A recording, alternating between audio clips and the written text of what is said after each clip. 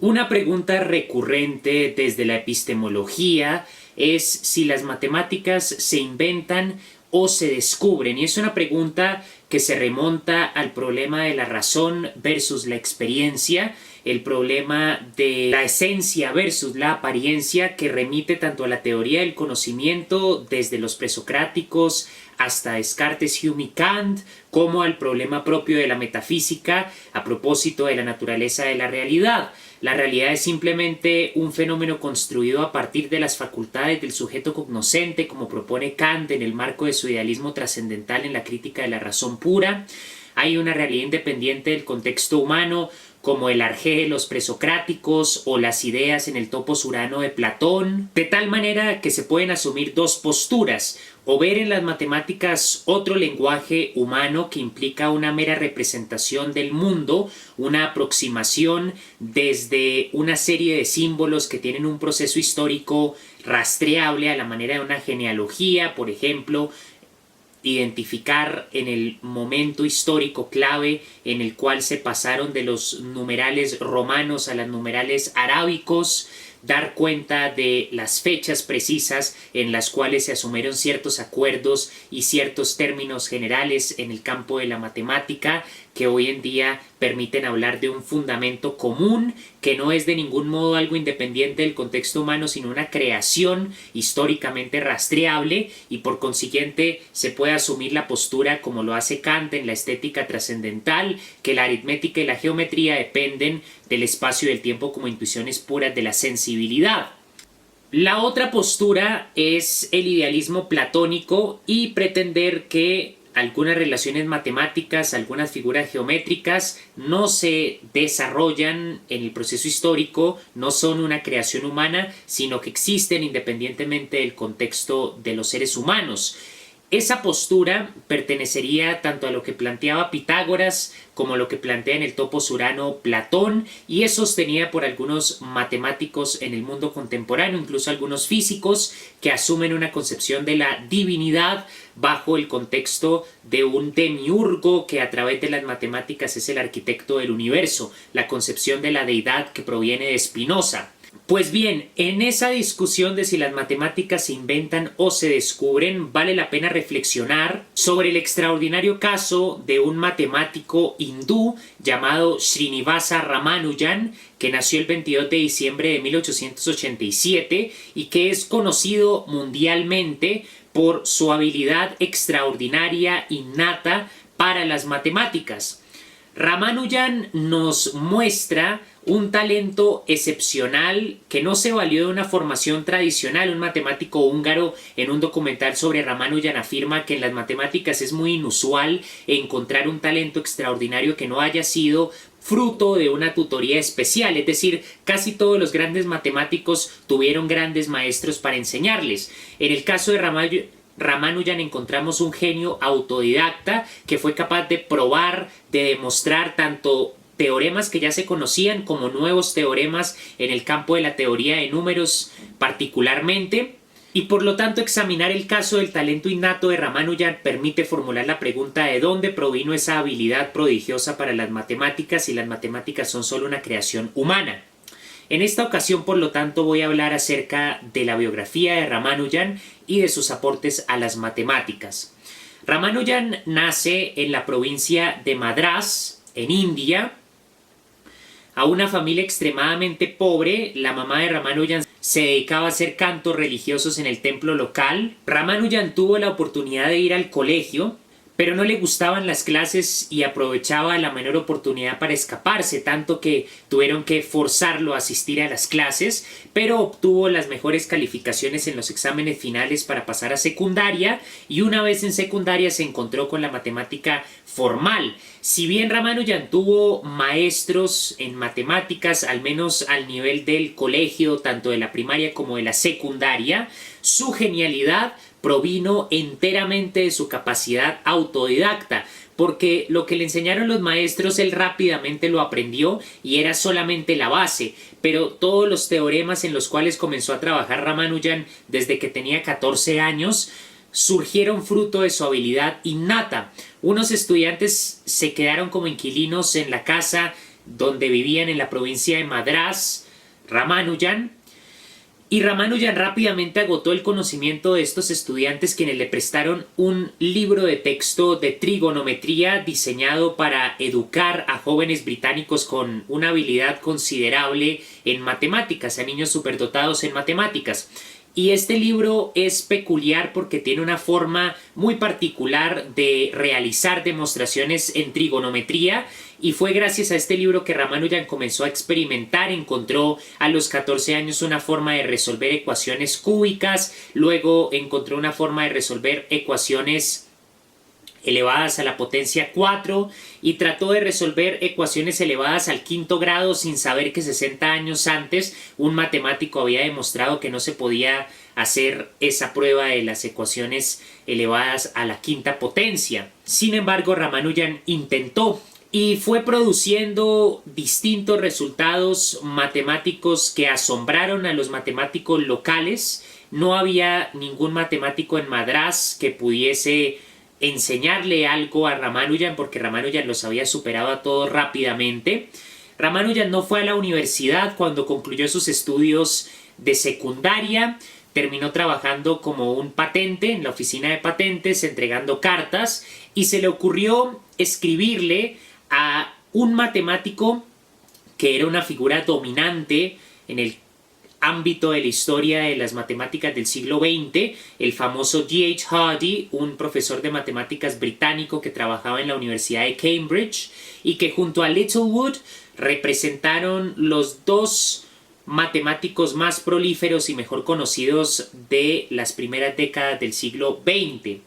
Ramanujan entonces le escribe a G.H. Hardy, que se encontraba en Cambridge, y en un documental titulado Ramanujan, A Man Who Loved Numbers, se lee un fragmento de la carta que le escribió Ramanujan a G.H. Hardy. En dicha carta, Ramanujan le comenta que está trabajando como un patente, le comenta que dedica su tiempo libre a las matemáticas, que aunque no ha recibido una educación universitaria en matemáticas, los resultados que ha obtenido son considerados como absolutamente asombrosos por los matemáticos locales, y que le envía una serie de teoremas para que él los revise. Si G.H. Hardy considera que hay algo de valor en esos teoremas, Ramanujan le pide que, si es posible, se publiquen sus teoremas. G.H. Hardy recibe la carta, revisa los teoremas que le envía Ramanujan, y resulta que G.H. Hardy es experto en el campo particular en el cual Ramanujan se estaba desempeñando de las matemáticas, en los teoremas que le envió, y por lo tanto empieza a mirar si las soluciones, los teoremas y las ecuaciones que plantea Ramanujan son correctas o no. Le escribe a Littlewood sumamente sorprendido que, aunque varios de los casos y ecuaciones que examina Ramanujan le resultaban familiares, al intentar demostrarlas resultó completamente vencido por la complejidad de los asuntos matemáticos que estaba tratando Ramanujan, y por lo tanto concluyó que Ramanujan debía tener demostraciones muchísimo más generales de los teoremas que le había hecho llegar, pero que comprensiblemente no quería enviar toda su producción matemática porque ni siquiera conocía a G.H. Hardy. Entonces Littlewood le responde al revisar paso por paso de las ecuaciones que trata de demostrar Ramanujan, que evidentemente Ramanujan debe tener teoremas mucho más complejos, más rigurosos, pero que él le tiene miedo a que G.H. Hardy se robe esa producción matemática. G.H. Hardy queda tan impresionado con la genialidad de Ramanujan al encontrar que un país de India tiene unas soluciones matemáticas que ni uno de los más grandes matemáticos en la Universidad de Cambridge conoce, que le pide a un colega de Cambridge que por coincidencia iba a ir a una serie de conferencias en Madrás, le pide que ubique la residencia de Ramanujan y que lo invite a Cambridge. El colega de G.H. Hardy viaja por lo tanto a Madrás y contacta a Ramanujan. Ramanujan está muy feliz de poder ir a Cambridge. En 1914 se embarca desde Madrás hasta Londres, y cuando llega a Cambridge comienza entonces su colaboración con G.H. Hardy. Fruto de esta colaboración surge una ecuación, por ejemplo, que permite calcular con exacta precisión el número de particiones de cualquier número. Las particiones son las formas en las que mediante una suma se puede obtener un número en particular. Por ejemplo, el número 2 se puede escribir como 1 más 1, se puede escribir como 2, se puede escribir como 0 más 1 más 1. Esas son las particiones y Ramanujan y Hardy encontraron una ecuación que permite calcular el número exacto total de particiones de cualquier número 100, 200. Resulta que cuando se llega a cierta cantidad de números, ya la cantidad de particiones alcanza el grado de millones, billones e incluso trillones y de ahí en adelante.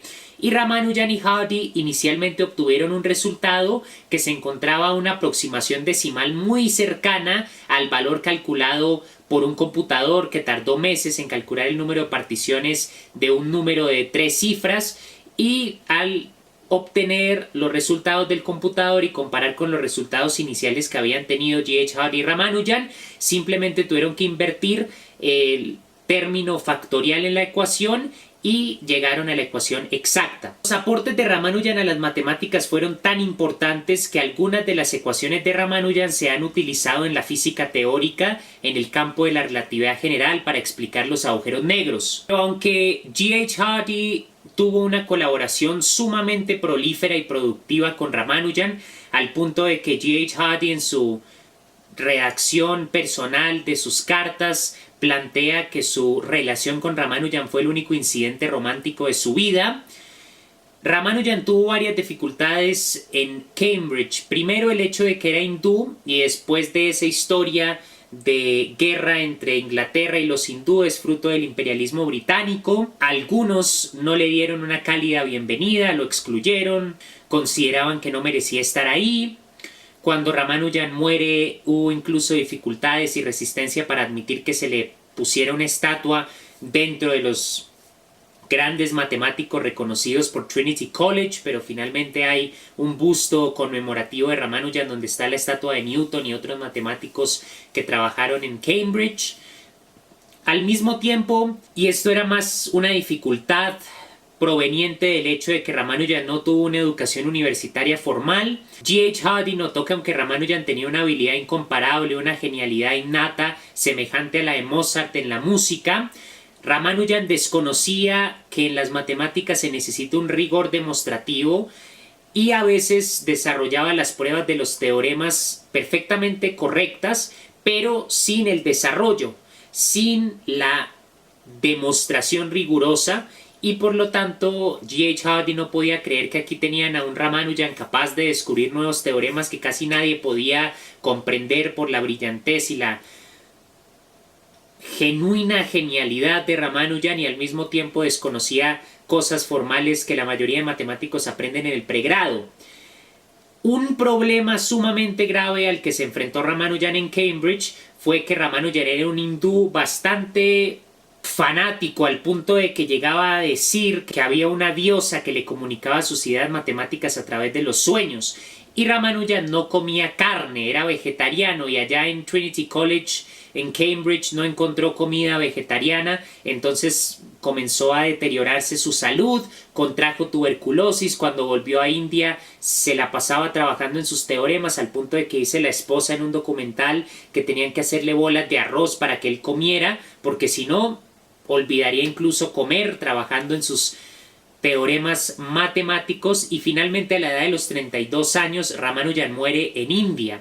G.H. Hardy posteriormente publica varios de los teoremas de Ramanujan, permite que se le haga un busto conmemorativo en Trinity College, y G.H. Hardy se le conoce, por ejemplo, no solo en el ámbito de las demostraciones matemáticas que hizo, como uno de los más grandes matemáticos de Inglaterra en el siglo XX, sino que también se le conoce por un libro que se llama La Apología del Matemático, donde defiende la idea de la matemática como la expresión de todo idealismo y como una forma de inmortalizar el intelecto humano. Lo compara a la labor del poeta, lo compara a la labor del pintor, y defiende una concepción de la estética de la matemática, de la belleza dentro de la matemática, que es una reflexión propiamente filosófica.